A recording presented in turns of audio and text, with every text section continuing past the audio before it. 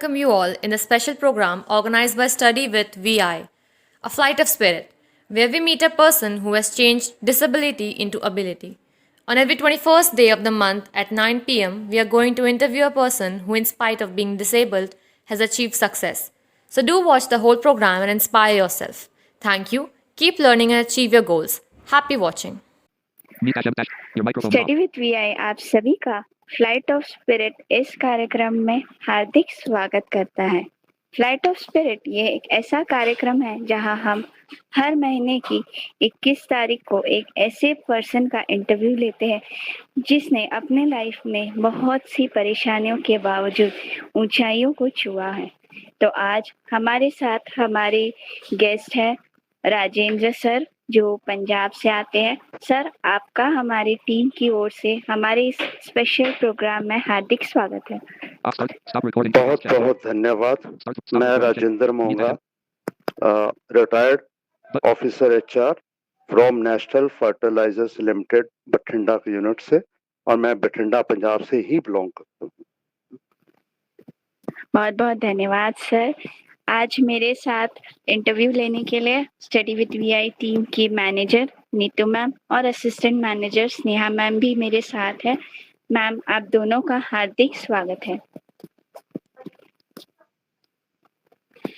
तो सर, मैं इंटरव्यू शुरू करने से पहले मेरी आपसे एक रिक्वेस्ट है कि आप अपने बारे में थोड़ा सा ब्रीफली हमारे ऑडियंस को बता दीजिए। वैसे आपने बताया आप कहाँ से बिलोंग करते हो और आप कहाँ से रिटायर्ड हो, थोड़ा सा आपका विजन स्टेटस और आप अपने फ्री टाइम में क्या करना पसंद करते हैं ताकि ऑडियंस आपको जान दे। ऐसा छोटा सा इंट्रोडक्शन दीजिए। मैं टोटली ब्लाइंड हूँ और मेरी blindness due to detachment of retina हुई थी इन द एज ऑफ 10। ये बात 1968 की है। रही बात खाली समय में मैं क्या करना पसंद करता हूँ, तो अब रिटायरिंग एज में हैं तो आजकल व्हाट्सएप जिंदाबाद है, यूट्यूब जिंदाबाद है, टीवी जिंदाबाद है। नहीं है तो दोस्तों के साथ गप्पे लड़ाना या थोड़ा बहुत घर के कामों में इंटरफेरेंस करने का मजा कुछ अलग होता है, वो करता हूँ। धन्यवाद सर। तो सर, हम आपके बारे में जानना चाहेंगे कि 1968 में आपको ब्लाइंडनेस हुई। उस ज़माने में जब लोगों को इतनी अवेयरनेस भी नहीं होगी, आज भी नहीं है, तो उस ज़माने की तो हम सोच भी नहीं सकते। तो आपके स्ट्रगल्स क्या रहे होंगे जब ये आपको पता चला कि आप अब देख नहीं पाओगे? ऐसा है, मेरी विजन बाय बर्थ थोड़ी वीक थी। मुझे चश्मा लगा हुआ था, दिखता दोनों आंखों से था, चश्मा लगा हुआ था। तो एक आंख में डिटैचमेंट ऑफ रेटिना 5-4 साल की उम्र में हो गया था, लेकिन उस जमाने में डिटैचमेंट रेटिना का कोई ट्रीटमेंट नहीं होता था। आजकल तो फिर भी बहुत ट्रीटमेंट्स निकल आए हैं। अगर आप रेटिना की डिटैचमेंट के बाद जल्दी आई सर्जन के पास पहुंच जाएं, यानी कि विदिन 3-4 डेज, तो आपकी विजन बचाई जा सकती है। उस जमाने में ऐसा कुछ भी नहीं था। दूसरी, जब मेरी आँख से डिटैचमेंट हुआ, मैं स्कूल में पढ़ रहा था, क्लासरूम में था, तभी मेरे को पेन हुआ और वहीं से मैंने अपने टीचर को बताया कि मेरी आँखों के आगे धुंधलापन आ रहा है। तो मुझे उन्होंने इमीडिएटली घर भिजवाया, डॉक्टर्स को दिखाया, डॉक्टर्स ने आगे रेफर कर दिया।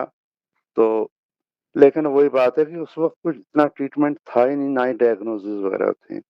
ये जो आपका लेज़र, क्रायो और ये सर्जरी जो दूसरी आ गई, ये सब चीज़ें तो बहुत लेट स्टेज में आई हैं। तो इसलिए तब टोटली विज़न हुआ। रही मन की, तब बच्चे थे तो इतना पता भी नहीं था क्या होना है, क्या कैसे है। बस ये है कि इतनी समझ ना होने के कारण वो जो इंसान का एक स्टेज होता है कि यार अब मैं भाग भी नहीं सकूँगा, चल भी नहीं, मतलब खेल भी नहीं सकूँगा। एक्चुअली मुझे उससे पहले मैगज़ीन्स, किताबें पढ़ने का शौक बहुत था बचपन से। तो उस ज़माने में कुछ ऐसे आते थे, चंदा मामा जैसे रसाले जो होते हैं, वो हम लोग पढ़ते थे, लेकिन जब दिखना ही बंद हो गया तो फिर तो कुछ हो ही नहीं सकता था।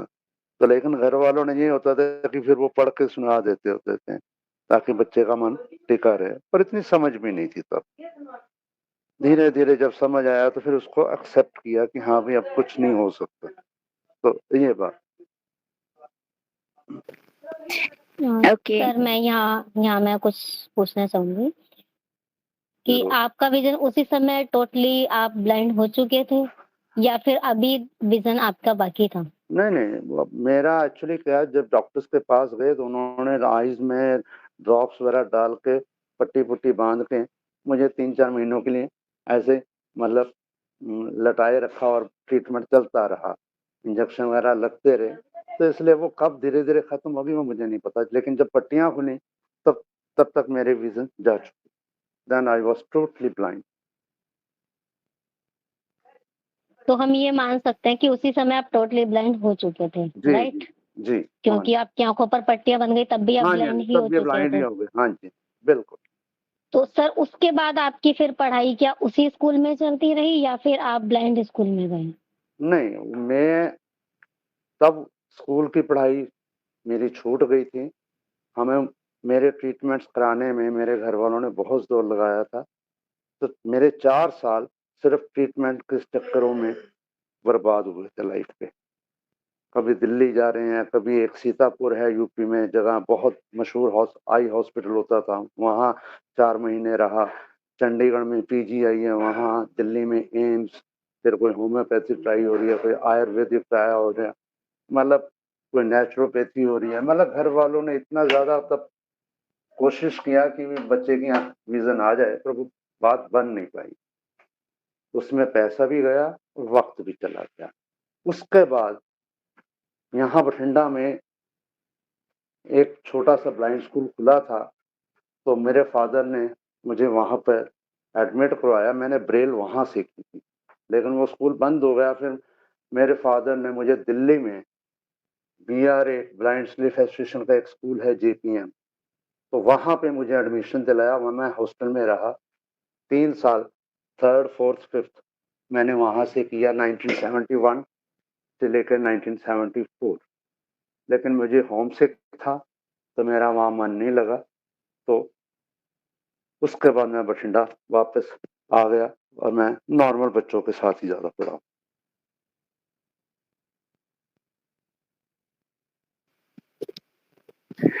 सर आपने अपनी स्कूल एजुकेशन के बारे में तो बताया। आजकल तो क्योंकि टेक्नोलॉजी एडवांस हो गई है, लोगों में थोड़ी बहुत अवेयरनेस है तो एक्सेसिबल स्टडी मटेरियल्स भी आपको मिल जाते। लेकिन उस समय में जहाँ पे टेक्नोलॉजी का तो कुछ नाम भी नहीं था, तो उस समय में आपने आगे की एजुकेशन और फिर एक अच्छी-सी जॉब ले लेना, ये सब आपने कैसे किया?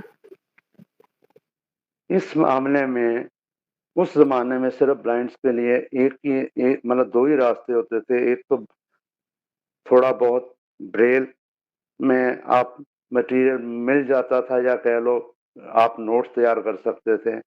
अदरवाइज़ दूसरा तरीका तो वही था कि रीडर्स आके आपको बुक पढ़ के सुनाते थे या जो आपने क्लास में याद कर लिया सुन के, वो था। और एग्ज़ाम्स में क्योंकि वो मिल जाते थे राइटर्स, तो उनसे बोल के आंसर शीट्स लिखवाई जाती थी।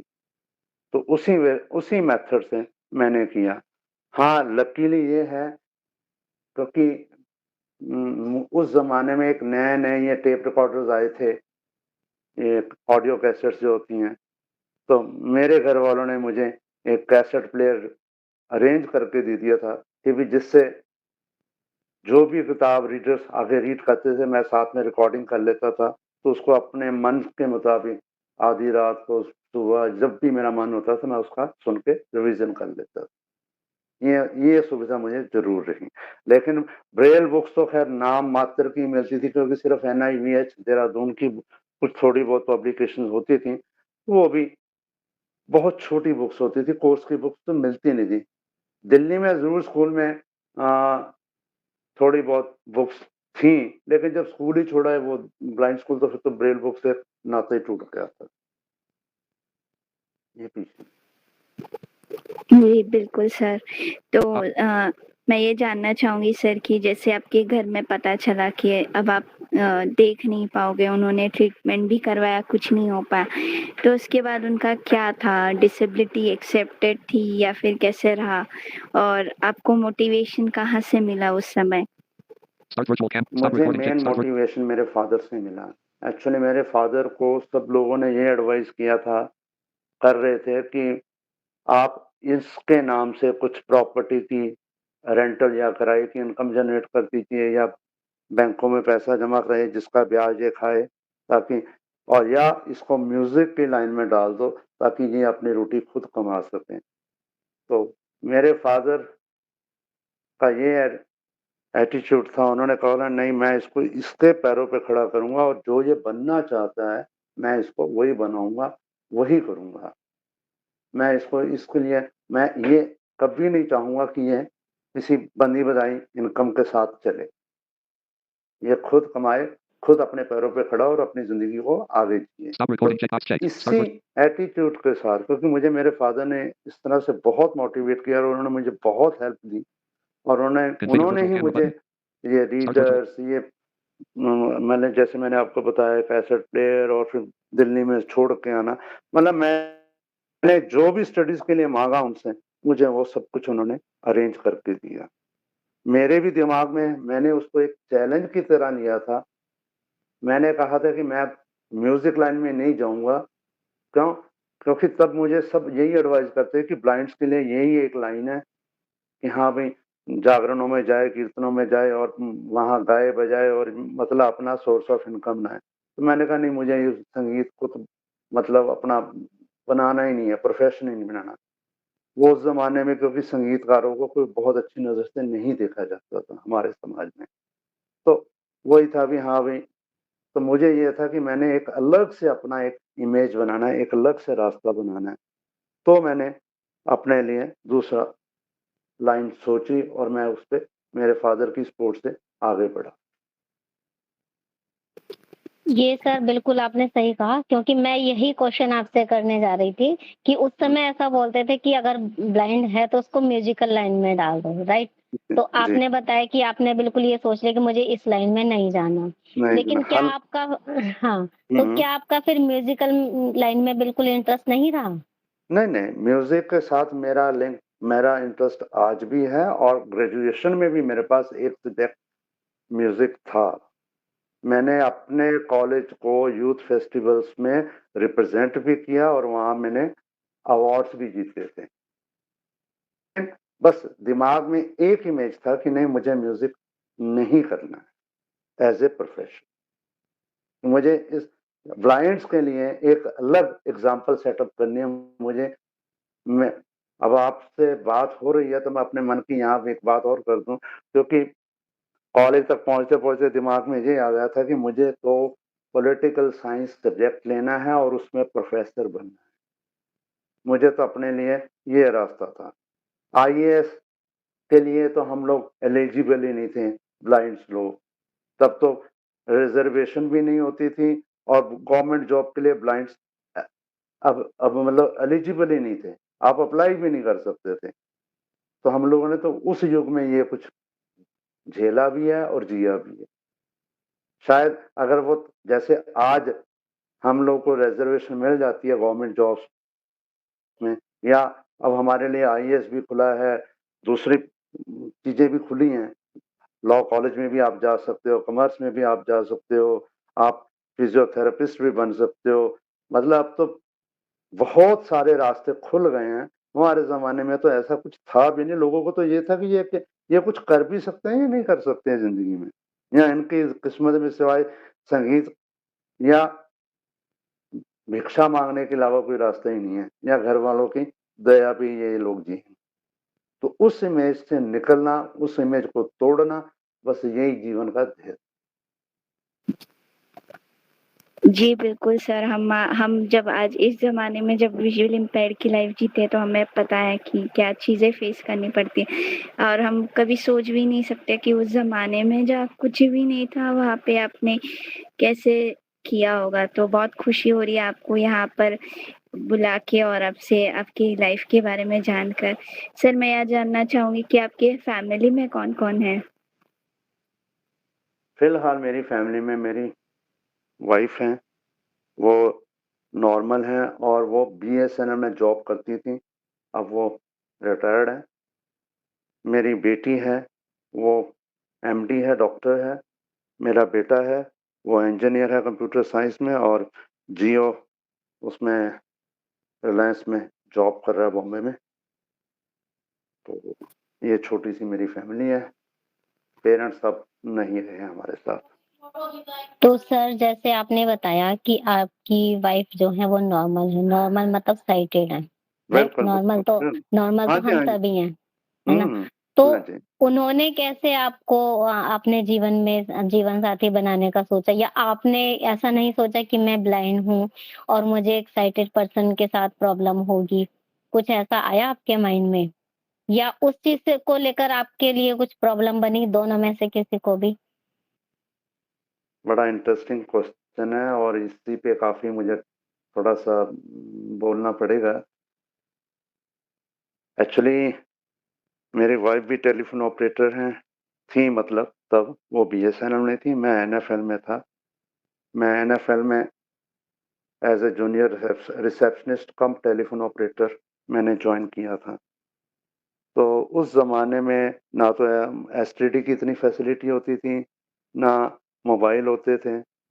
तो हमारे जो ऑफ़िसर्स लोग थे, उन लोगों का कहीं बात करनी थी तो हमें उस ज़माने में ट्रंक कॉल्स बुक करवाने पड़ते थे। तो वो हमें बीएसएनएल को ही करवाने पड़ते थे। तो वहाँ पे बुकिंग ब कई बार मैडम से बात हो जाती थी। तो थोड़ी दोस्ती हो गई, जान-पहचान हो गई। फिर इनको कहीं से पता चला कि मैं टोटली विज़ुअली चैलेंज हूँ, कुछ मेरी बातों से इम्प्रेस्ड हुए या जैसे भी है, तो धीरे-धीरे बात हुई। फिर इन्होंने अपनी तरफ से कोशिश की करनी शुरू की, भी मुझसे पूछा कि आपको कैसी लड़की चाहिए? तो मैं अपने माइंड में बहुत क्लियर था कि मुझे बेसिक मिनिमम 3 चीज़ें चाहिए। एक तो मुझे साइटेड लेनी है लड़की, दूसरा मुझे कम से कम उस ज़माने की मैं बात कर रहा हूँ कि मुझे मैट्रिक पास चाहिए। हाँ, डिवोर्सी है, विडो है या कुछ है, वो सब एक्सेप्टेबल है। But she must be some some sort of sober होनी चाहिए। ये नहीं है कि हाँ, भी कल को हमारा झगड़ा हो जाए, कल को वो हो जाए, मतलब मेरे मेरे को और मेरी परिस्थितियों को स्वीकार जो करे। इस सेंस में मैं आपसे कह रहा हूँ। तो ख़ैर इन्होंने कोशिश की, तो कभी एक दिन बस मैंने ऐसे उनसे कह दिया कि यार तुम इधर-उधर की मत ढूँढो, तुम अपने बारे में सोचो, मुझे तो तुम ही चाहिए। तो मैंने इस तरह से उनको प्रपोज़ कर दिया था। तो इनको बहुत बुरा लगा था, लेकिन कुछ दिन ये सोचती रहीं, फिर इनके मन में कुछ ऐसा भाव आया कि भई मैं अगर ऐसे इंसान के काम आ जाऊँ, मेरा जीवन ऐसे इंसान के काम आ जाए, तो इससे बढ़िया क्या है? तो एक्चुअली ये बहुत रिलीजियस फैमिली से बिलॉन्ग करती हैं। फिर उन्होंने मतलब इस बात को एक्सेप्ट किया। इनके घर वाले बहुत अगेंस्ट थे, लेकिन इन्होंने धीरे-धीरे उनको कन्विंस किया और फिर हमारी शादी विद द मतलब बड़ों के कंसेंट के साथ प्रॉपर वे में उस तरह से हुई थी और वो दिन और आज का दिन टच वुड ज़िंदगी बहुत अच्छी चली है। उन्होंने मुझे मेरी इस कमी के साथ स्वीकार किया है, लेकिन उनमें जो खूबियाँ हैं, वो ऑटोमैटिकली मेरी पर्सनैलिटी को जैसे कहते हैं ना कि बेटर हाल्फ, तो वो certainly she is my better half. मैं उनके सामने अपने आप को गौन महसूस ज़रूर करता हूँ, लेकिन उन्होंने मुझे कभी भी ऐसा एहसास नहीं दिलाया कि मैं डिसेबल हूँ या मेरी विज़ुअली मुझे चैलेंज हूँ और मुझे कोई इस तरह की प्रॉब्लम्स हैं। उन्होंने मुझे में ये सारी चीज़ें मेरी मेकअप की हैं। यही कारण है कि देखो बच्चे इतने अच्छे निकल गए, फैमिली इतनी अच्छी चली। 1987 में मेरी शादी हुई थी, आज देख लीजिए 2023 है। तो बहुत शांति से, बड़े प्यार से हम लोग की अंडरस्टैंडिंग के साथ ज़िंदगी चली है। तो ये ऊपर वाले की मेहरबानी तो जहाँ है ही है, लेकिन मेरे जीवन साथी की सिंसियरिटी भी है।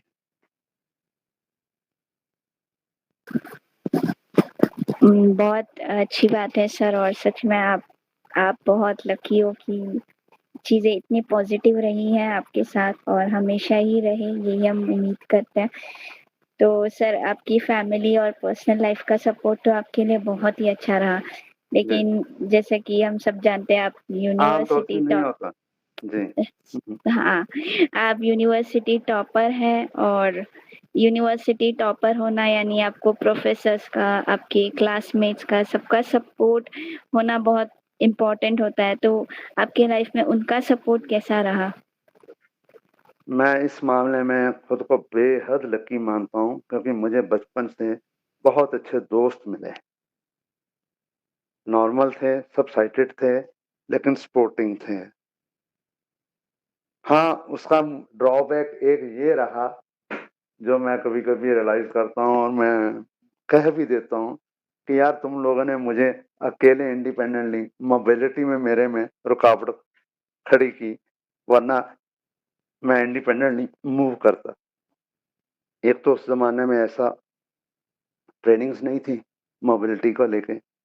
दूसरा, मुझे कहीं जाना है, कहीं आना है, कुछ करना है, तो कोई ना कोई फ्रेंड इस तरह से अपने आप को मतलब कोऑर्डिनेट कर लेते थे कि मुझे घर से ले जाते थे और अपना कहीं कुछ भी हम इवन मूवीज देखने जाना है तो इकट्ठे जाते थे, कहीं घूमने जाना है तो इकट्ठे जाना, मतलब वो सब खुद रिस्पॉन्सिबिलिटी उठाते थे, इतने हेल्पफुल थे। टचवुड जिंदगी में आज तक मेरे साथ हैं। मतलब ये देखिए कि स्कूल टाइम के जो स्टूडेंट्स मेरे साथ थे, दोस्त थे, वो आज तक वो उनकी फैमिली सब मेरे को सपोर्ट भी करती हैं और हम लोग आज भी इकट्ठे हैं। तो ये एक बहुत बड़ा पॉजिटिव फैक्टर भी मेरी ज़िंदगी में रहा है और मेरी ये स्ट्रेंथ भी रही है। तो सर जैसे बात चल रही है कॉलेज टाइम की, तो हम यहीं पर आपसे जानना चाहेंगे कि क्या आपका स्पोर्ट्स में भी कुछ इंटरेस्ट रहा? देखिए स्पोर्ट्स के मामले में ये है कि उस ज़माने में ये जो आप क्रिकेट खेलते हो, इसकी इन्वेंशन हम लोगों ने दिल्ली बीआर स्कूल में की थी। उस ज़माने में कोका कोला की बॉटल्स आती थी, तो उनके ऊपर एक ढक्कन लगता होता था लोहे का, शायद आप लोगों को याद होगा। तो यस, उन उसको डिबली बोलते थे। हाँ जी, हाँ जी, हाँ जी। तो वो उसमें तार लोहे की तार पिरो के हम लोग उसकी बॉल बनाते थे। Hello, hello. जी, जी, आपकी आवाज़ आ रही है हाँ, सर, बोलिए। सॉरी। जी, जी, जी आप सर। अच्छा, यू आर अच्छा। विज़िबल, नहीं, नहीं वो ऑडिबल। कोई हाँ, कोई बात नहीं बेटा। वो क्या था कि वो हम लोग वहाँ बीआरए के स्कूल में छत के ऊपर हम लोग खेलते थे। हम लोगों ने अपना ही वो एक डेवलप किया था, वो बिल्कुल इनिशियल स्टेज में किया था। तो ये जो आवाज़ वाली बॉल्स और ये चीज़ें तो सब बाद में आई और इसके नियम तो बाद में बने ना।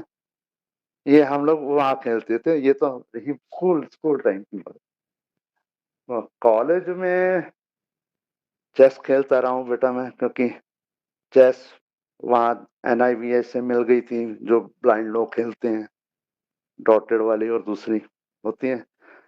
प्लेइंग कार्ड्स मेरी एक वीकनेस रही है, मुझे सीप बहुत प्यारी है, हमेशा ही रही है कि हाँ भाई सीप बैठ के सीप खेलना, क्योंकि साइटेड फ्रेंड्स ही होते थे सब लोग, ब्लाइंड तो मैं अकेला मैं ही होता था, तो मजा आता था। तो उसमें है, चेस का टूर्नामेंट मैंने जीता, यहाँ बठिंडा में ओपन टूर्नामेंट हुआ था, तो उसमें काफी लोग पार्टिसिपेट थे। उसके बाद स्वीप में मैंने कई बार किया है, तो इस मामले में काफी वो रहा हूँ। बाकी घर में बच्चों के साथ, मतलब घर में अपने कजन्स के साथ, ब्रदर सिस्टर के साथ, वो तो सब लोग खेलते हैं, कोई लूडो खेल लिया, कुछ और कर लिया। हम कुछ नहीं कर सकते थे, हम तो सिर्फ अकेला अकेला वो डाइस जो होता है वही फेंक सकते थे, बाकी तो सारा काम वो लोग करते थे। पर एंजॉयमेंट वाज देयर। हाँ, अंताक्षरी भी बहुत खेली अगर आप उसको स्पोर्ट स्पोर्ट की उसमें लेते हैं तो, क्योंकि वो तो एक एंटरटेनमेंट का सोर्स है। तो सर जैसे आपने बताया आपने चेस खेला, प्ले ये हुँ, सीप खेली, तो ये हुँ, प्लेइंग कार्ड्स और जो चेस गेम है, ये आप ब्रेल वाला यूज़ करते थे सबके साथ बिल्कुल, या फिर बिल्कुल। नॉर्मल? नहीं, नहीं, नहीं, तो नॉर्मल तो कर ही नहीं सकते थे हुँ, ना। हाँ, तो नॉर्मल वो तो हम लोग सारे कर लोग भी आपका वाला चेस यूज़ करते थे? हाँ चेस जी, और कार्ड्स, बिल्कुल, बिल्कुल, बिल्कुल। वो लोग आपको सपोर्ट कर रहे थे, राइट? वो आपके देखिए तरीके वो से खेल रहे थे ना? स्पोर्ट नहीं कर रहे थे, वो स्पोर्ट नहीं कर रहे थे। देखो मेरी बात सुनिए, ब्रेल डॉटेड कार्ड्स हैं, वो सिर्फ हम्म। हमारे लिए है ना, वो तो हमने हम्म। फील करना है ना, उनके लिए तो जी। नॉर्मल प्रिंट होता हाँ, ही है उसके ऊपर। उनको नॉर्मल प्रिंट, मतलब आप ब्रेल कार्ड्स के साथ खेल रहे मैं थे, उनको अपनी दिख रहा है वो वहाँ पे। जी, जी, हुँ, जी, जी, जी। ओके, इसलिए ओके। वो उसको हम स्पोर्ट नहीं कहेंगे। Yes, yes. देखो मुझे एक बड़ी छोटी-सी किसी कवि की कही हुई बात याद आ गई है, अगर आप इजाज़त दें तो मैं अभी बोल दूँ। जी, जी, तो बिल्कुल वो सर, ये जी था बोलिए। कि सर, भई बोलिए, बोलिए, बोलिए। वो कहते थे उन्होंने कहा था कि मैं नेत्रहीन हूँ ठीक, मैं नेत्रहीन हूँ ठीक, किंतु पर मैं दीन नहीं हूँ। हूँ परवश, किंतु परवशता में लीन नहीं। तो इसका अर्थ ये है कि भई ठीक है, ब्लाइंड है पर इसका मतलब ये थोड़ी ना कि हम दीन दुखी हो गए। और ठीक है डिपेंडेंसी है तो जी। डिपेंडेंसी किसके नहीं है? साइटेड लोगों की क्या डिपेंडेंसी नहीं होती? सर, हर हमें इंसान डिपेंड हाँ, है किसी ना किसी पे, राइट? हर चीज़ के लिए डिपेंडेंट है। डिपेंड है। हमारे हमारे लिए जूते भी कोई बनाता है, कपड़े भी कोई बनाता है, हम दवाई लेने भी किसी और के पास जाते हैं। अनाज भी कोई उगाता है, खाना भी हम होटल में जाते हैं तो कोई और बना के खिलाता है। इंटरडिपेंडेंट समाज का निर्माण ही इसीलिए हुआ है कि हम लोग इंटरडिपेंडेंट हैं। ऐसा तो नहीं है ना, ठीक है मिल्टन ने लिखा पैराडाइज लॉस्ट तो उसका फ़ायदा सिर्फ़ क्या वो ब्लाइंड्स के लिए लिखा उसने? वो काव्य आज भी अमर है। सूरदास ने जो लिखा है वो कैसा है? ब्लाइंड्स के लिए लिखा है। वो आज भी अमर है और शाश्वत है और सबके लिए मतलब वो देता है प्रेरणा। तो इसलिए हम हम लोगों में से दीनता की भावना या वो होना, हीनता की भावना होना, ये गलत है। इस चीज़ का मैं काफ़ी मतलब घोर कहना चाहिए विरोधी हूँ। वो चाहे कोई भी है। ऐसा कौन-सा काम है आज के ज़माने में जो ब्लाइंड्स नहीं करते? तो हम ये क्यों सोचे कि जी सामने वाला हमें वो कर रहा है। ज़रूर अगर उसको खेलने का मन है तो सीप तो वो भी खेल रहे हैं ना। उसको भी तो मज़ा ही आ रहा है। बात तो केवल इतनी सी है कि हम ये सोचें कि हाँ, अभी दोनों मिल के खेल रहे हैं। तो जी यहाँ पे सर, बिल्कुल, हुँ, बिल्कुल हुँ, आपकी बात सही है। हुँ। जी सर, बिल्कुल, मैं हमेशा कहती हूँ कि मुझे जब कोई आके कुछ बोलता है तो मैं हमेशा यही कहती हूँ कि डिसेबिलिटी मेरी एबिलिटी है, वो मेरी डिसेबिलिटी नहीं है। और मुझे बहुत खुशी होती है जब मैं ऐसे लोगों को देखती हूँ जो अपने डिसेबिलिटी को एक एबिलिटी में चेंज करते हैं और वो किसी से कम नहीं होते, तो बहुत अरे! खुशी हो रही है सर आपसे बात करके। नहीं, नहीं मैम एक और बात है। अगर सारे जी काम सर, दाएँ हाथ ही कर ले, तो बाएँ की तो आवश्यकता क्या बायाँ थी? सही बात है। तो ठीक है बायाँ उतना मज़बूत नहीं होता, पर कइयों में उलट होता है। वो लेफ्ट हैंडर होते हैं। तो कई इसलिए सारे हमारे क्रिकेटर्स और कई सारे बड़े-बड़े लोग भी बहुत, हमने देखे बहुत, जो लेफ्ट बहुत हैंडेड होते अरे हैं। बहुत और ऐसे भी लोग होते हैं, ऐसी भी ट्रेनिंग है बेटा कि भई जो दोनों हाथों से अलग-अलग काम ले लेते हैं। एक ही टाइम में 2 अलग-अलग चीज़ों को लिख लेते हैं और दोनों को मतलब वो अलग-अलग से मतलब वो कर देते हैं। वो भी एक योग्यता होती है, वो भी आर्ट होता है। ये कोई बात नहीं है। हुँ। जी। सर अब थोड़ा-सा हम आपकी जॉब के बारे में जानना चाहेंगे कि आपका जॉब प्रोफ़ाइल क्या था? वहाँ पे आपने कैसे काम किया? और ऑफ़िस एनवायरनमेंट कैसा रहा आपका?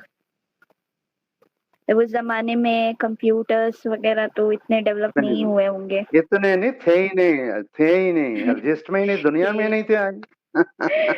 सही बात है। क्योंकि मैंने तो 1981 में जॉइन किया था। तो हाँ कंप्यूटर जी, आप लोग बिल्कुल, तब जानते तक हो तो तो 81 में तो कंप्यूटर अभी इन्वेस्ट पैदा ही नहीं हुआ हाँ। था अभी। It was it was a waiting. या तो दैट्स नॉट द पॉइंट। ऐसा है बेटे मैंने आपको पहले बोला कि मेरा माइंड था प्रोफेसर बनने का, राइट? इसीलिए मेरा एकेडमिक रिकॉर्ड जो है वो बहुत अच्छा रहा। मैं थोड़ी-सी आपका थोड़ा-सा और बात को इलैबोरेट करता हूँ। मैंने आपको बोला मैंने 5वीं तक वहाँ किया, फिर मैंने 9th बोर्ड का एग्ज़ाम दिया, 10th किया नॉर्मल बच्चों के साथ, फिर मैंने 11th और जो ग्रेजुएशन है वो नॉर्मल बच्चों के साथ किया। मैंने अपना कॉलेज टॉप किया, मैंने अपना डिस्ट्रिक्ट टॉप किया, मैंने यूनिवर्सिटी भी टॉप किया। तो वो सब इसलिए होता था क्योंकि मेरे मन में एक लगन थी कि मुझे प्रोफ़ेसर बनना। और लकीली मुझे एक तो प्रोफ़ेसर मेरे जीवन में ऐसे आए जिन्होंने मुझे ये कहा कि बेटा अगर प्रोफ़ेसर बनना चाहते हो, तो एक बात याद रखना कि अपनी अपने ज्ञान को, अपनी नॉलेज को इतना बढ़ा लो, इतना एक्यूमुलेट कर लो, इतना इकट्ठा करो, क्योंकि आप जब वहाँ क्लासरूम में खड़े होते हो ना और जो 50 बच्चे आपके सामने बैठे हैं, ये समझो कि वो 50 बच्चे ही नहीं हैं, उनके पीछे 2-2 दिमाग और भी होते हैं पेरेंट्स के और वो सब आपको लेट डाउन करने के लिए होते हैं। बच्चों की वृत्ति होती है कि वो टीचर्स को टीज़ करते ही करते हैं कि टीचर्स की खिंचाई करते ही करते हैं और अगर आपका कैलिबर अच्छा होगा, तो आप उनको शांत कर सकते हो, उनकी जिज्ञासा को बढ़ा भी सकते हो और उनके उनके मन में अपने लिए जगह भी बना सकते हो। तो इसलिए अपनी नॉलेज को अच्छा करो। तो मेरा तो दिमाग उधर चलता था। हुआ क्या 1980 में मैंने आपको जैसे बोला कि मैंने यूनिवर्सिटी टॉप किया, तो न्यूज़पेपर्स में थोड़ा इंटरव्यू वगैरह आया। उस ज़माने में तो ख़ैर बहुत रेयर होती थी ये बात क्योंकि न्यूज़पेपर भी बहुत कम होते थे। तो ऐसे इंटरव्यू वगैरह आया, फ़ोटोग्राफ्स आए। तो मुझे एनएफएल की तरफ से वहाँ हमारे मेरे फ़ादर के कुछ जान-पहचान वाले जीएम थे, तो उन्होंने बुलाया, तो उन्होंने देखा तो उन्होंने कहा कि मैं आपको यहाँ कुछ जॉब देना चाहता हूँ कि आप बताओगे ना? तो मैंने उनको स्ट्रेट फॉरवर्ड मना कर दिया था कि जी नहीं, मुझे एनएफएल में जॉब करना ही नहीं है, मुझे तो प्रोफ़ेसर बनना है। चलो बात गई यहीं हो गई। 1981 में क्या हुआ, पहली बार इंटरनेशनल हैंडीकैप ईयर मनाया गया था। आप अगर हिस्ट्री में चेक करोगे तो तब ये था कि गवर्नमेंट की तरफ से इन सब पब्लिक सेक्टरों को गवर्नमेंट और दफ्तरों ऑफिसेज में ये इंस्ट्रक्शन थी कि हैंडीकैप्स को जॉब्स दो।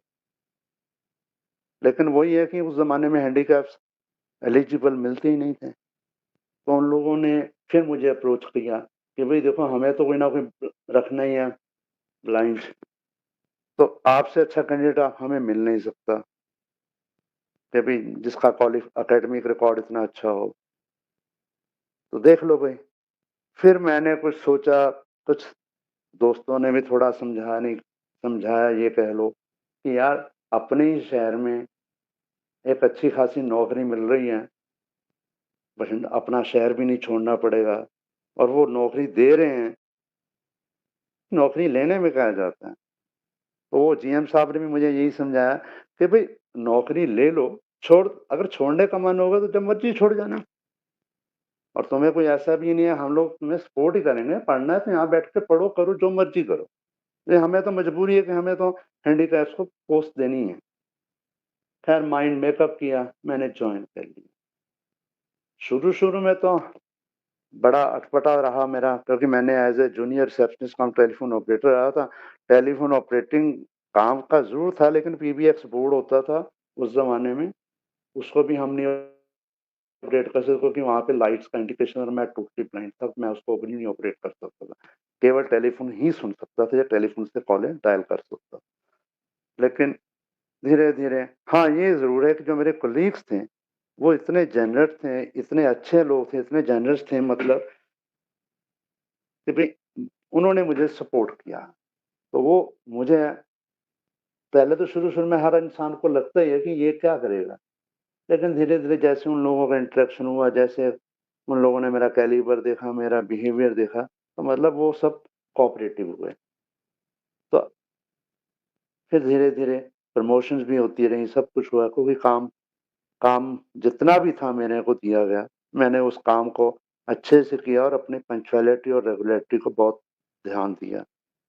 और मैं ऐसे बोलूँ, बड़ों के साथ में या लोगों के साथ जो हमारे, क्योंकि उस ज़माने में हमारे वहाँ फैक्ट्री में 1200 एम्प्लॉइज़ थे, तो लोगों के साथ मेरा बिहेवियर जो पब्लिक डीलिंग थी वो भी काफ़ी ठीक थी। तो उस तरह से ये सारी बातें चलती रहीं। तो मुझे अब टाइम से प्रमोशंस भी मिलते नहीं और मेरा जो है वो बहुत अच्छा रहा वहाँ का सफ़र।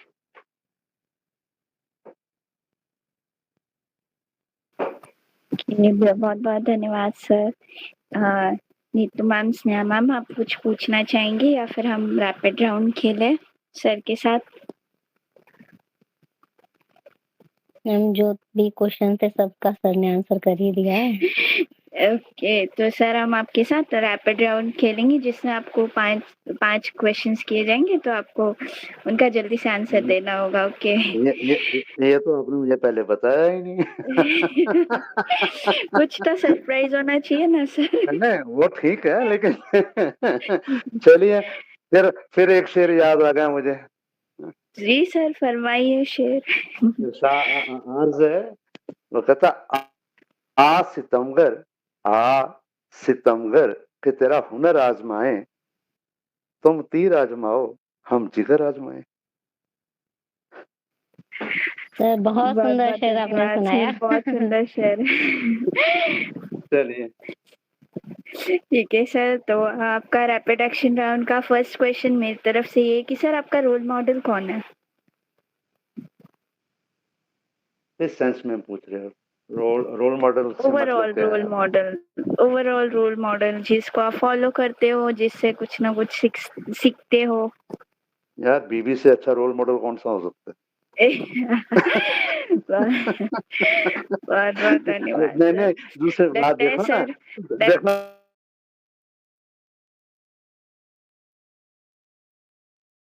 देखो वो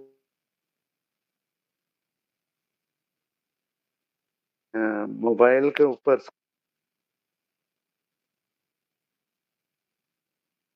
फर्क नहीं पड़ता।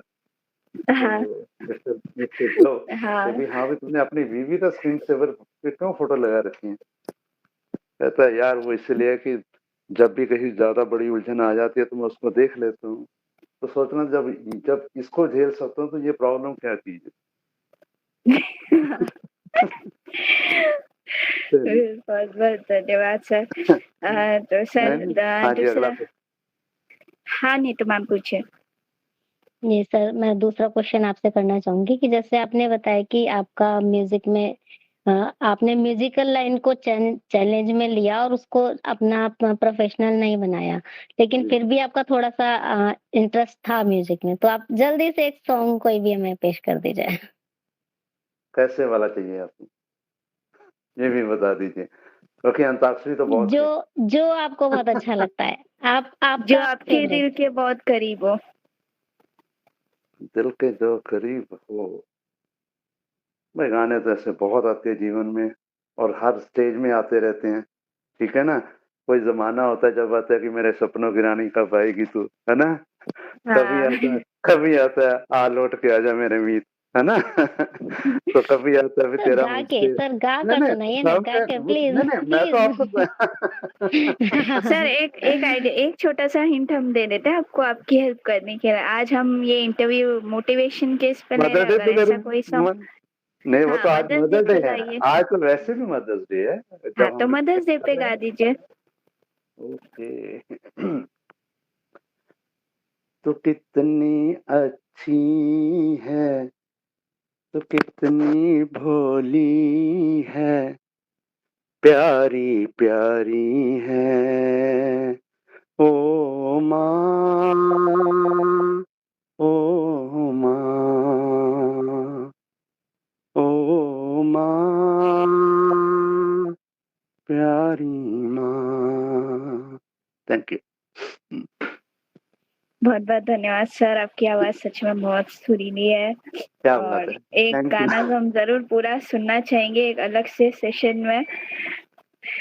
तो सर मेरा वो हम लोग अंताक्षरी खेलेंगे बाद में। बिल्कुल, बिल्कुल। हाँ, स्टडी विद वीआई ऑर्गेनाइज़ करेंगे अंताक्षरी। नहीं, नहीं वैसे भी मैं आप लोगों के साथ जुड़ना चाहूँगा, आपकी संस्था के साथ।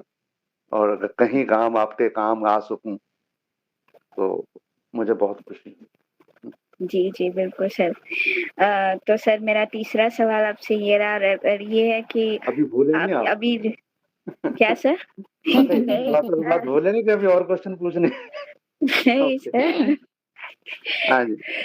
हाँ, तो सर आपने अभी इतने सारी अपने लाइफ में अप्स एंड डाउन्स देखे हैं और अब आप हम्म, इस एज में हो कि आप अभी रिटायर किए हो, आपकी वाइफ भी रिटायर की है, दोनों बच्चे भी आपके वेल सेटल है। तो अब हम्म। आप क्या करना चाहते हो? कोई एक ऐसी बात जो आपके दिल में आए कि हाँ, मुझे अब ये काम करना है?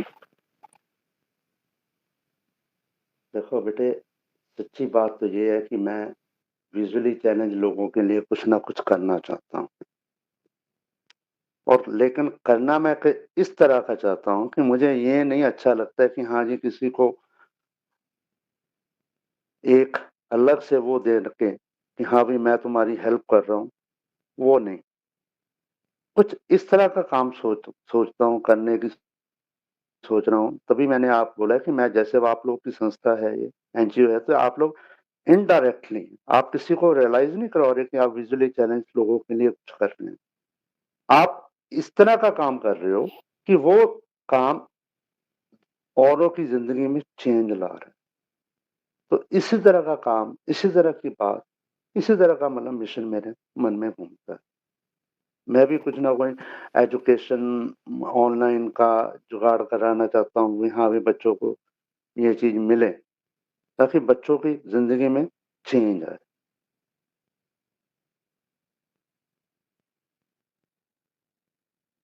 हाँ, ये सर आपने बहुत अच्छी बात बताई और हमको भी इससे बहुत सीखने को मिलेगा आपको अपने चैनल के साथ जोड़कर। थैंक और यू। अब एक चीज़ मैं आपसे पूछना चाहूँगी कि कभी आपकी ज़िंदगी में कुछ ऐसा मौका आया कि आपको ऐसा लगा कि मैं विज़ुअली इम्पेयर्ड हूँ या अब मेरा कुछ नहीं हो सकता या जहाँ जहाँ पे आपको लगा मैं हार मान गया, ऐसा कुछ आया आपकी ज़िंदगी में? देखो, ऐसे क्षण हर इंसान की ज़िंदगी में आते हैं, वो हम ब्लाइंड लोगों के लाइफ में भी आते हैं, साइटेड लोगों की लाइफ। कुदरत का नियम है, क्योंकि ज़िंदगी का रास्ता कभी समतल नहीं होता, किसी का। हम लोग, मैं, मेरी मैडम, यानी मेरी श्रीमती, हम लोग आर्ट ऑफ लिविंग को फ़ॉलो करते हैं। तो उसमें हमें ये सिखाया जाता है, ये ट्रेनिंग होती है हम लोगों की कि भई सुख-दुःख इकट्ठे चलते हैं। प्रॉब्लम्स भी आती हैं, गम भी आएँगे, लेकिन ये है कि मुस्कुराकर, हिम्मत करके उसमें से निकलना होता है। वैसे भी ख़ैर ये तो बात बहुत बचपन में सीख ली थी, क्योंकि उस ज़माने में एक गाना आता चलता था तपस्या का, जो राह चुनी तूने उस राह पे राही चलते जाना रे।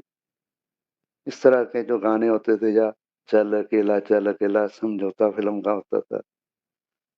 तो ऐसे गाने ठीक है, और लोगों की लाइफ़ में चाहे इतने काम के ना हों, पर हम लोगों की जीवन में वो हमें मोटिवेट करते ही करते हैं कि हाँ भाई, हमें चलना ही है आगे, बढ़ना ही है, वरना तो फिर रुकना तो मौत की निशानी है ना।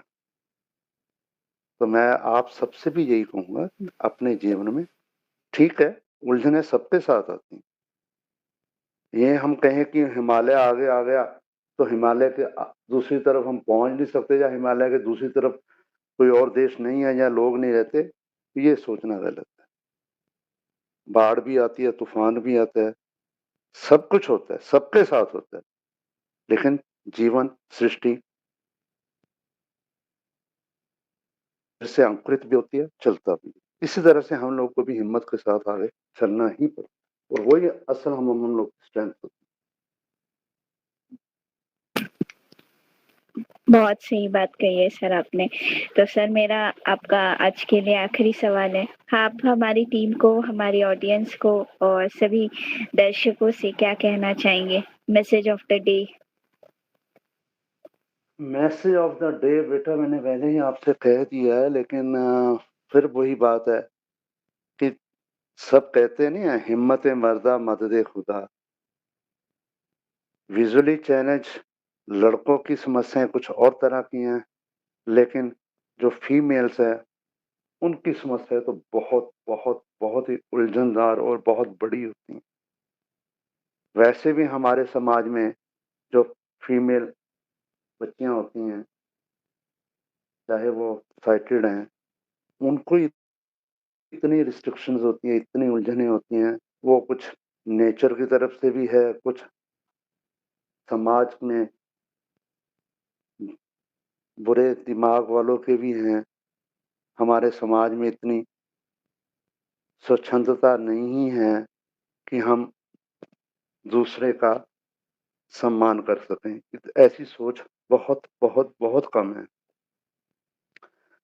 तो ये, लेकिन फिर वही मैं कह रहा हूँ कि ये उलझने हैं, ये आप लोग की, अब आप लोगों को मैंने देखा, आप लोगों ने अचीव किया, मैं इस चीज को सल्यूट करता हूँ, मैं इसको बहुत बड़ा मानता हूँ। और सच्ची में कह रहा हूँ कि नारी सशक्तिकरण में भी अगर हम जाएं तो, लेकिन उसमें जो डिसेबल लड़कियां हैं उनको तो बहुत बहुत बड़ा स्ट्रगल करना ही पड़ता है और करना चाहिए। गिव अप मत करना। ये नहीं होता कि आदमी गिव अप करे तो छोड़ जाए, हार मान ले, फिर नहीं, फिर गले में ना जीत वाला हार नहीं पड़ता। हार दोनों ही है, ये हम पे डिपेंड करता है कि हमने बाजी हारनी है और उस हार को फेस करना है या हमने अपने गले में हार डाला। तो हिम्मत जरूर बंधा के रखें, एक दूसरे का साथ दीजिए,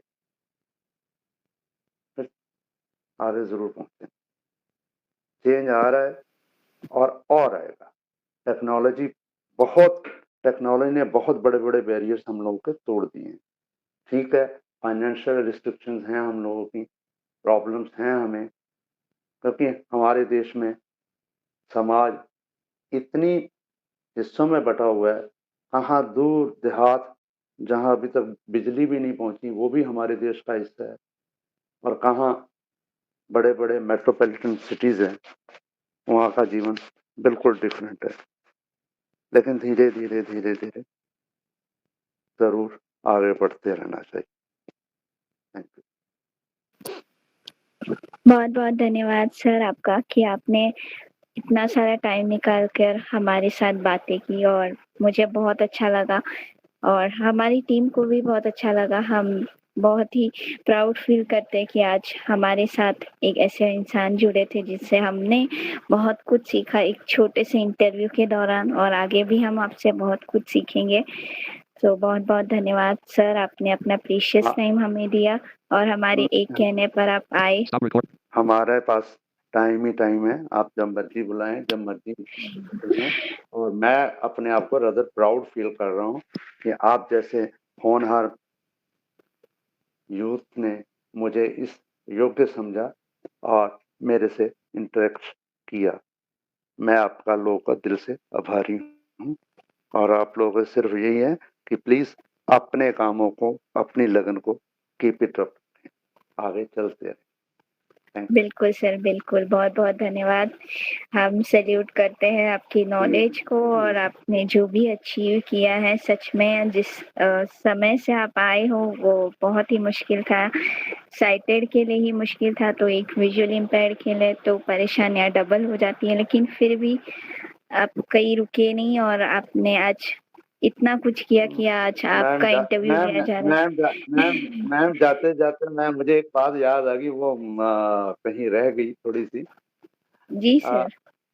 क्या है कि मुझे एकदम से याद है कि जब मैंने 10वीं के एग्जाम दिए थे ना, उसके बाद 3 महीनों की छुट्टियां होती है ना जिंदगी में, जिनको मैं हमेशा कहता हूँ ये गोल्डन पीरियड होता है हर हर हाँ, बच्चे का, हर बच्चे क्योंकि का। ठीक है ना। लेकिन मैंने उस 3 महीने को भी यूटिलाइज किया था। किस तरह से मैंने उस जमाने, ये 1975 की बात कर रहा हूँ मैं, 1976 की, उस जमाने में टोटली ब्लाइंड होने के बावजूद मैंने टाइपिंग सीखी। वाओ, तो मतलब मैंने मुझे एकदम से ध्यान आया, तो मैं ये कह रहा हूँ कि आप लोग तो आज जॉस की हेल्प से या एनवीडीए की हेल्प से मतलब टाइपिंग सीखते हैं या करते हैं, या टॉकिंग टाइपर टाइप ऑफ हमने उस ज़माने में ऐसे सीखा था। उसको भी एक ऐज़ अ चैलेंज लिया। तो सॉरी मैं मुझे एकदम से याद आया तो मैंने आपका 2 मिनट और खराब करवा दिए।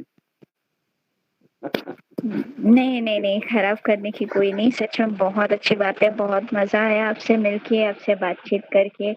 सो अगेन बहुत-बहुत धन्यवाद। स्नेहा मैम, नीतू मैम, आपका भी बहुत-बहुत धन्यवाद कि आप मेरे साथ जुड़ी रही पूरे इस इंटरव्यू के दौरान और हमारे सभी दर्शकों का धन्यवाद जिनके प्यार से ही आज हम यहाँ पर हैं। तो मिलते हैं अगले शो में अगले महीने, तब तक के लिए धन्यवाद। धन्यवाद।